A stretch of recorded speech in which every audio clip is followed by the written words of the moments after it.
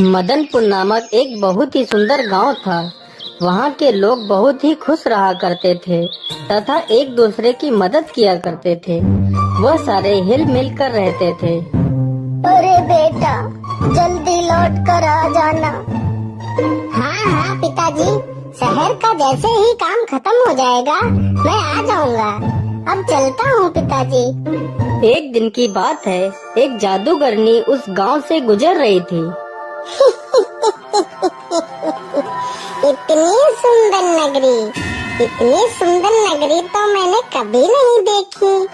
क्यों ना मैं इस नगरी को अपने वश में कर लूं और यहाँ पर अपना महल बनाऊं और यहाँ के लोगों को अपना गुलाम बना लेती हूँ। फिर जादूगरनी उस गांव पर अपना काला जादू कर देती है और गांव के लोगों से अपनी सेवा करवाती है। अरे ओ बुड्ढे, तू आज मेरे लिए आम के मीठे मीठे फल ले आ। मुझे आज आम के फल खाने का बहुत मन हो रहा है।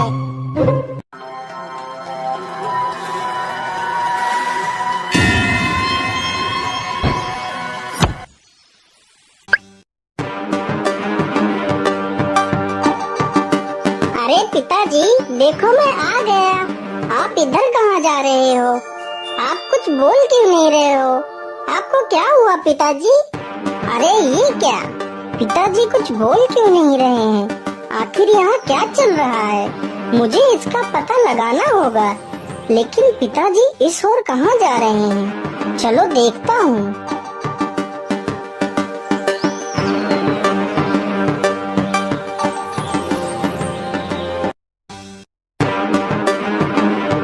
अरे बुड्ढे, तू आम ले आया? चल रख दे इधर और दूसरा काम कर जाके। अरे यहाँ क्या चल रहा है? ये औरत कौन है?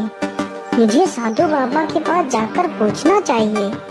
बाबा आंखें खोलो बाबा, बाबा मेरी मदद करो, बाबा उठो। क्या हुआ बेटा, तुम इतना शोर क्यों मचा रहे हो? तुम्हें क्या समस्या है? बाबा, हमारे गांव के लोगों को क्या हो गया है? मेरे पिताजी को क्या हो गया है? वो मुझे पहचान क्यों नहीं रहे हैं? और बाबा, महल में वो औरत कौन है? जब मैं यहाँ से शहर गया था तो यहाँ पर कोई महल नहीं था। ये सब अचानक से क्या हो गया है बाबा? मैं कुछ समझ नहीं पा रहा हूँ। फिर बाबा ध्यान लगाकर देखते हैं और बताते हैं, बेटा वह कोई औरत नहीं बल्कि एक जादूगरनी है और उसने पूरे गांव पर अपना काला जादू कर रखा है। तो बाबा जी, मैं अपने गांव की रक्षा कैसे करूं? मैं अपने पिताजी को कैसे बचाऊं? बाबा मुझे कोई उपाय बताइए। बेटा, उस जादूगरनी के जादू से गांव को मुक्त कराने का एक ही उपाय है। यहाँ से 100 मील दूर एक कुंभा नामक गुफा है। उस गुफा में तुम्हें मेरे गुरुजी मिलेंगे। वो तुम्हें इसका उपाय अवश्य बताएंगे। जाओ बेटा। फिर मोहन गुफा की तरफ चल देता है।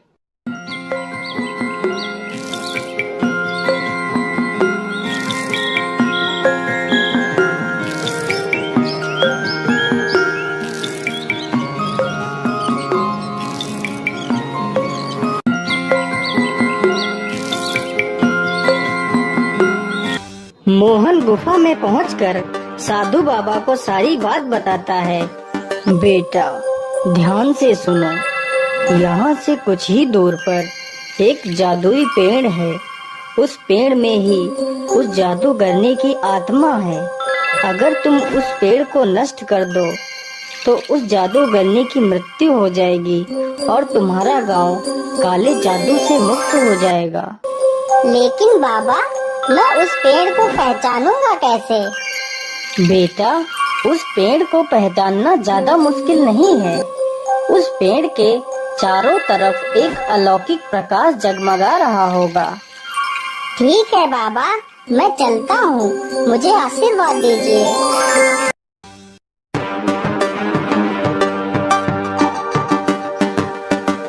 मुझे लगता है कि वह जादुई पेड़ यही है जो बाबा ने बताया था। चलो जल्दी से मैं इसे काट देता हूँ। तभी जादूगरनी वहाँ पर आ जाती है। अरे मूर्ख, तू ये क्या कर रहा है? तू इस पेड़ को क्यों काट रहा है? तू इस पेड़ को मत काट, नहीं तो मैं तुझे मार डालूंगी। लेकिन मोहन उसकी एक नहीं सुनता है और पेड़ को काट देता है। पेड़ के नष्ट होते ही जादूगरनी का काला जादू समाप्त हो जाता है और जादूगरनी मर जाती है।